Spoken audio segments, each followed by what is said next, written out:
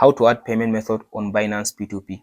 Hey guys, in this video I'll show you step by step on how to add your payment method on Binance P2P. After you open the Binance app, now go to trade. After you come to trades, now swipe to left at the top and go to P2P. After you open the P2P like this, now go to this profile at the bottom right side. So under the profile, now scroll to down and go to this add payment method. So from this option, now here is my payment method that I added. So tap on this add a payment method.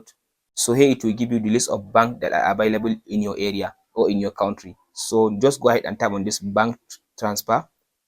So from this option now, the name on your Binance account must be same as the name on your bank account. So here is the name I'm using on my Binance account. So this name must be on my bank account. So tap on this option now and add the bank account name. So add the account number, bank name, and the IBAN number are optional if it's available. So after you fill all this information, tap on continue button. Now your bank will be shown like this now on your Binance account. Hope you found this video helpful. Please like and subscribe.